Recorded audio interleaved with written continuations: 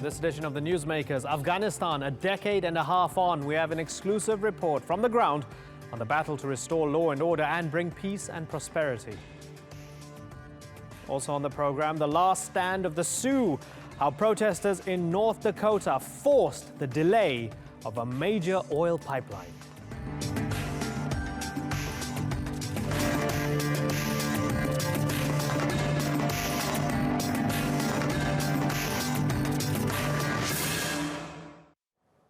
Hello and welcome to the Newsmakers with me, Imran Garta. In 2001, the United States led an invasion of Afghanistan. Its aims were to drive out the Taliban and ensure the country couldn't be used by terrorists seeking to attack the West. But 15 years on, the country remains unstable, unproductive and ethnically divided. The Taliban are resurgent and they have the ability to strike in the heart of the capital, Kabul. And while the threat of terrorism from Afghanistan has been reduced, it has been replaced by a new threat in Iraq and Syria. Our newsmaker today is Afghanistan, as we ask if, a decade and a half on from the US-led invasion, there's any hope of a happy ending.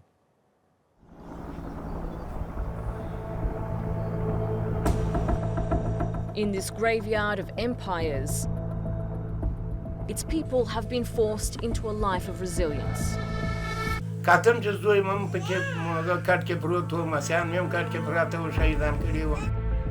Afghanistan is the first country the United States targeted in its so-called war on terror. But 15 years later, the country is in crisis. The government is not functioning properly. There's endemic corruption, an economy run on foreign aid, and the drug trade. It's really hard to describe just how awful this situation is. It's just a sea of misery. Drug addiction has entrapped more than 10% of the population.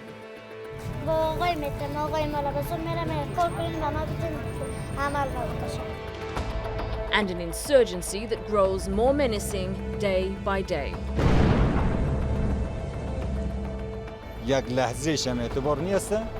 I'm Soraya Leni, and I've come to Afghanistan to find out why the state is failing and why the insurgency is growing.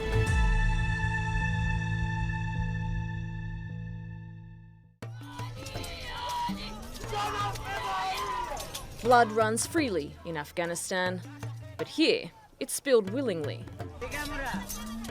We've come to the capital's west, where Shia Muslims are commemorating Taswa Ashura, the anniversary of the death of Imam Hussein in 680 AD.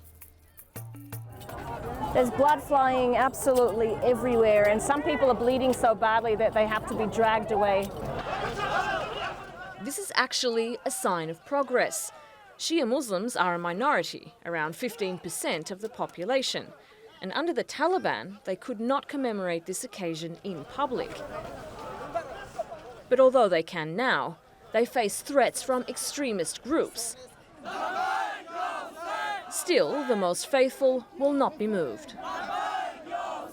احساس که امام حسین میدانست در کربلا که من در محاصره هستم شهید میشم ولی میدانست که این شهادت خودش پیروزی است ترس از انتحار انفجار هیچ چیزی نداره. As quickly as blood is spilled, it's washed away. Normal in an abnormal place. Kabul is a bustling city, but it's also one that's hiding from itself. Barricades, blast walls and checkpoints separate the influential classes and the government from the people. A government of unity, but in name alone. It operates with a president, Ashraf Ghani, and a chief executive, Abdullah. But it's paralysed by bitter political disagreements. This government took over from Hamid Karzai, who led the country after the US invasion in 2001. And in that time, the US has given the country more than $113 billion, more money than it spent rebuilding Western Europe after World War II. President Karzai could have become a transformational leader in order to transform Afghanistan from an archaic and obsolete society. Our failure was perhaps the bad governance, corruption. It's so bad here, a classified NATO report leaked in 2012 concluded Afghan civilians frequently prefer Taliban governance over the Afghan government, usually as a result of corruption. Most of the country still lacks adequate electricity, running water, paved roads, and other basic services. According to US government audits, Washington doesn't know how almost half of the aid money was spent. 83% of MPs are involved in corruption.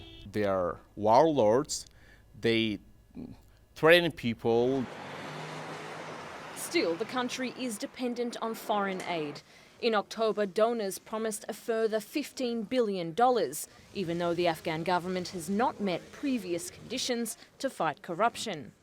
But while the country's senior leadership made its case in Brussels, reality is at home, overshadowed any talk of missing funds.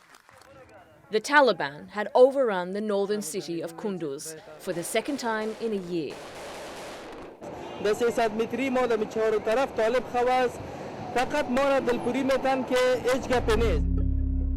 Taliban holds more territory now than at any time in the past 15 years.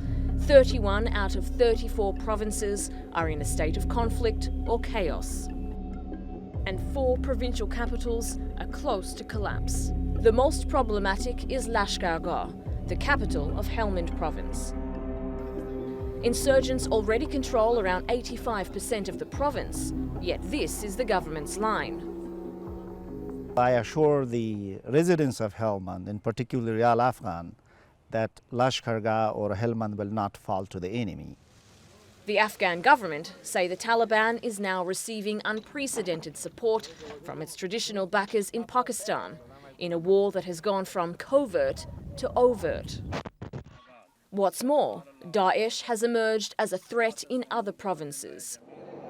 Civilians are often caught in the crossfire.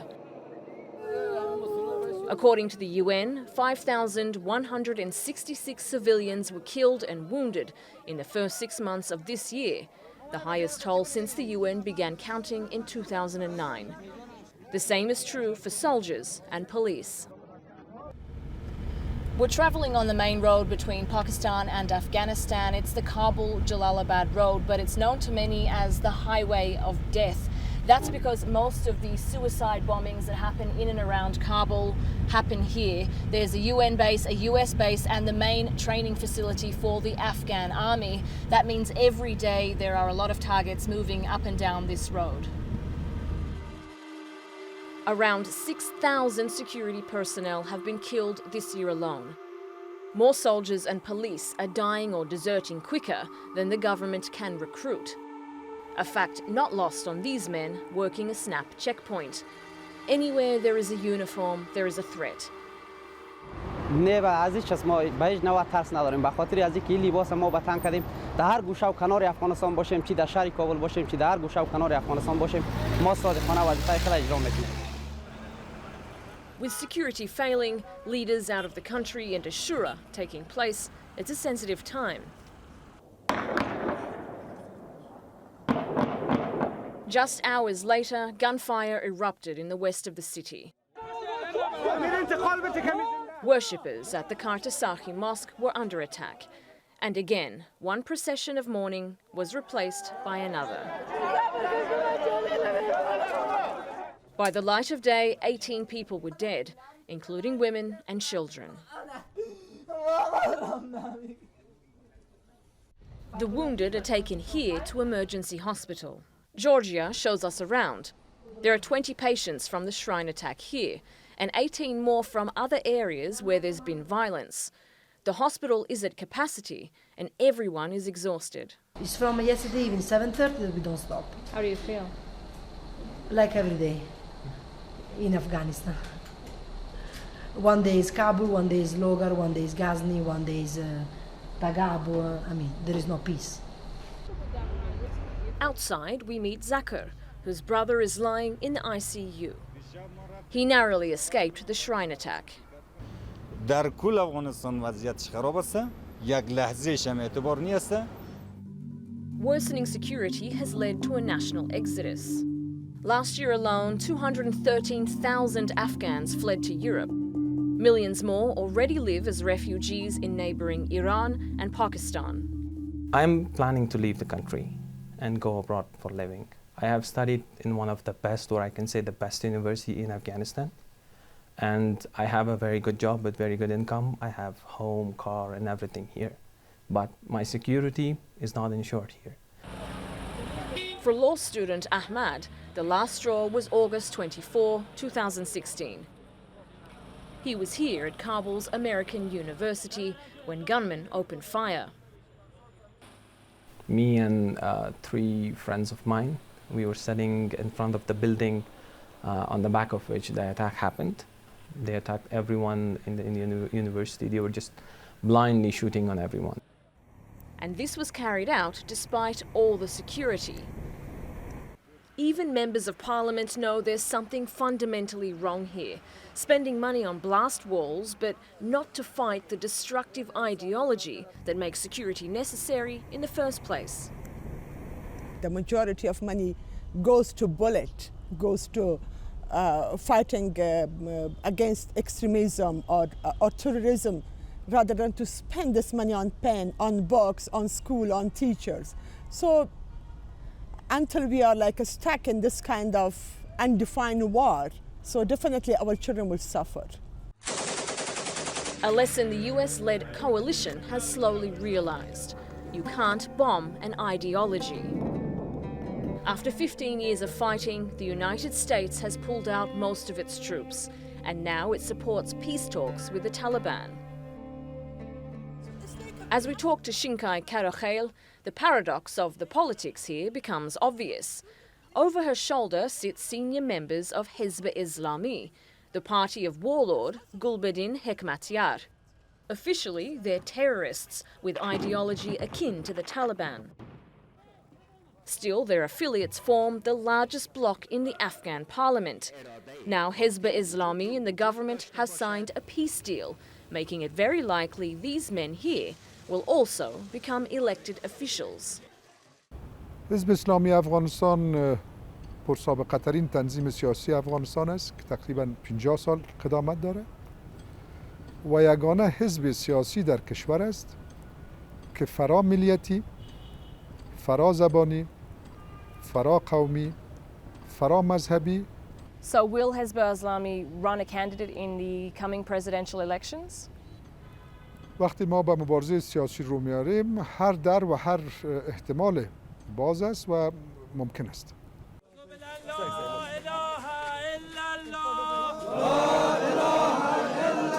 But as old foes come back into the political fold, new ones have emerged. Daesh has claimed responsibility for the shrine attack. It's this constant carnage that keeps the dirt turning here. One funeral, then another. There is no stability. No matter how much money is spent, how many lives lost, from behind its fortress of walls, the government can barely secure the capital, let alone anywhere else. And all of this war to bomb away an ideology which has still managed to find popular support. The trauma goes on, generation after generation, in an illogical war that seems to stretch on forever. Soraya Leni in Afghanistan for the Newsmakers.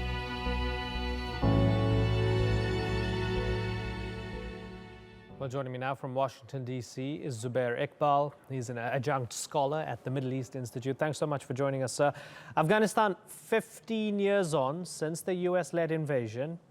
Thousands of lives have been lost. Hundreds of billions of dollars have been spent. Has it been worth it? Well, it depends. It's in the eye of the beholder. As far as I can see, the cost has been a bit too excessive for the objectives that were aimed to be achieved. Remember that the objectives have been changed over time many times, and now we are at a situation where the US and the allies would like to maintain their presence over there in order to ensure stability in the region. And the cost involved, they believe, is not so expensive. It's about $18 to $20 billion a year, which they think is justified in order to be able to sustain a degree of stability in the region and hope that Afghanistan eventually will have a stable, self-sustaining government in place. Tell me what you think President Ghani is doing right. I wish I could. The problem is that Mr. Ghani has a challenge in front of him, which is not of his making. Here is a country which was never united from a cultural point of view. At the same time, there was a considerable degree of independence and autonomy for the various regions of the country. On top of that, now you have an ethnic and a religious conflict. That conflict has taken a life of its own, and Mr. Ghani does not have the capacity or the resources to be able to handle it.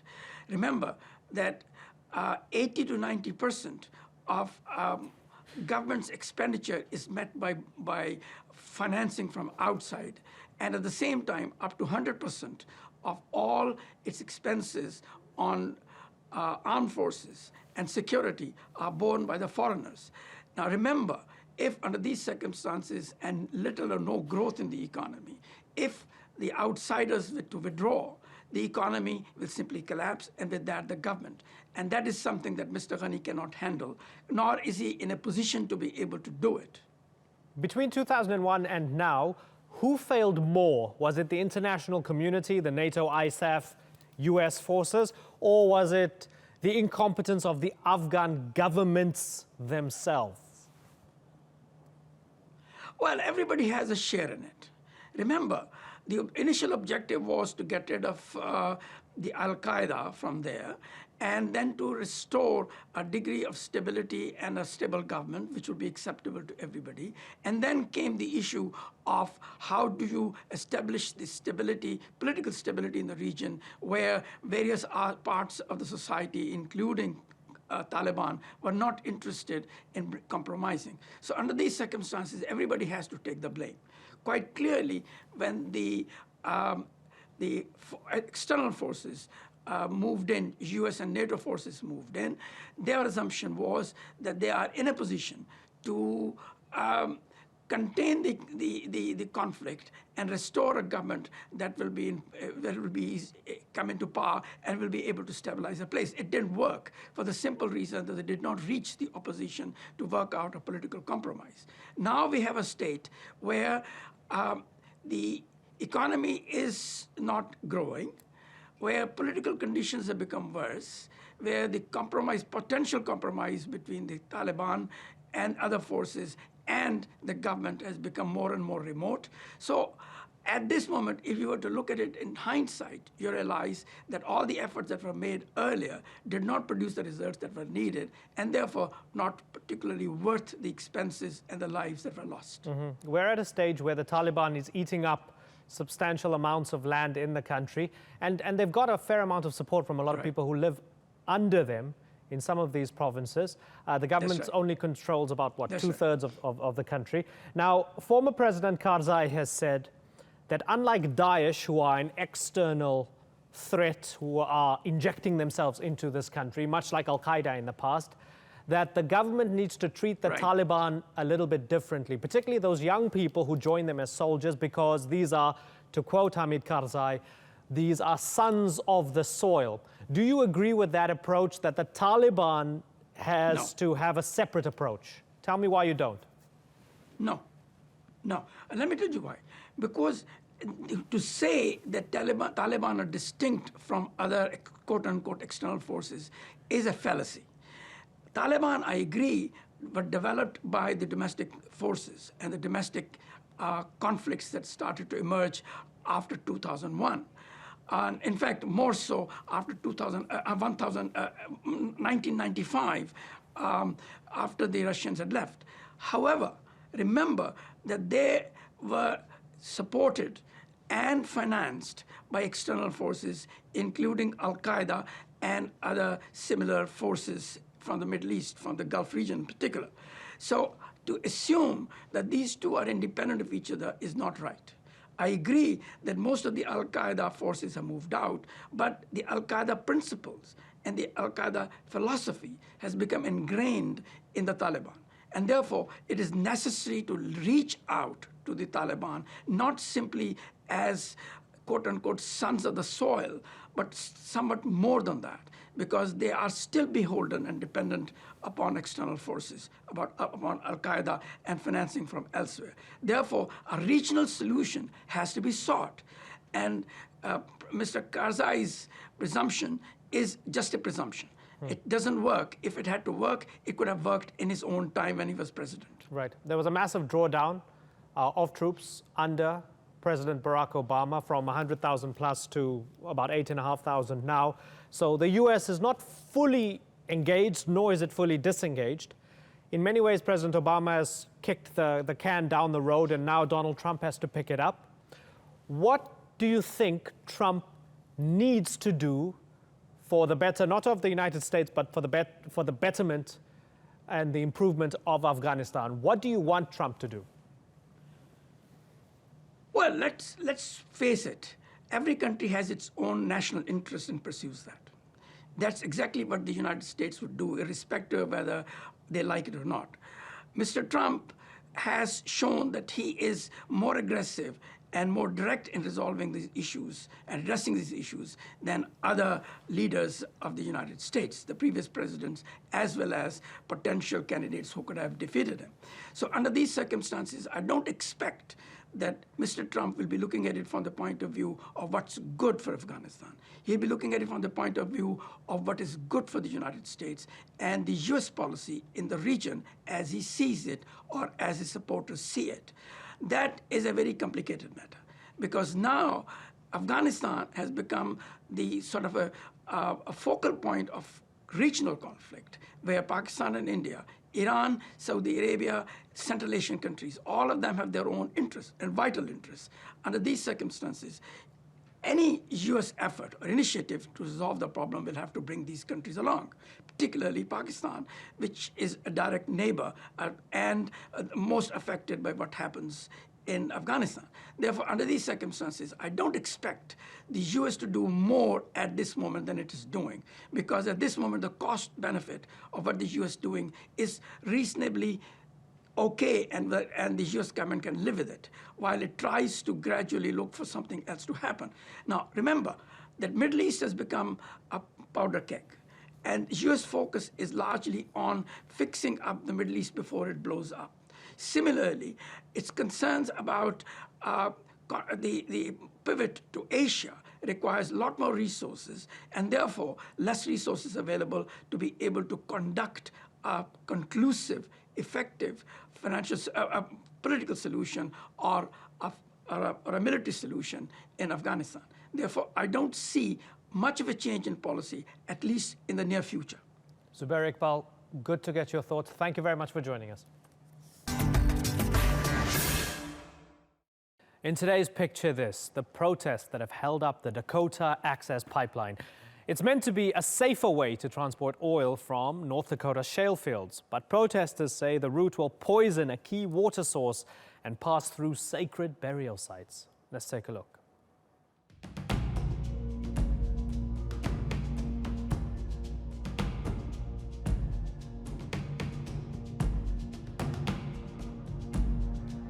We want to stand with the Sioux people in defending sacred land against poisonous pipelines that threaten millions of people in the entire region and threaten ultimately the climate of the entire planet.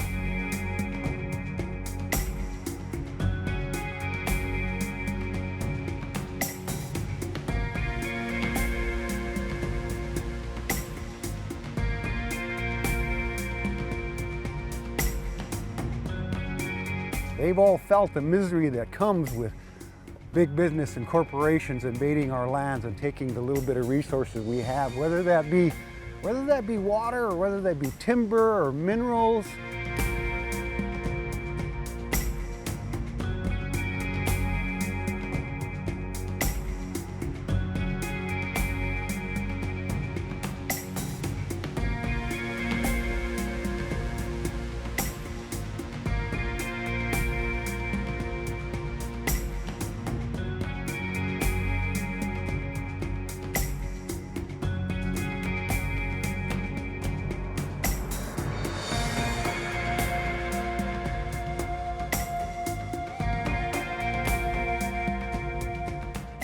Today's newsmaker has been Afghanistan, as we asked if 15 years of conflict have brought anything positive for the country.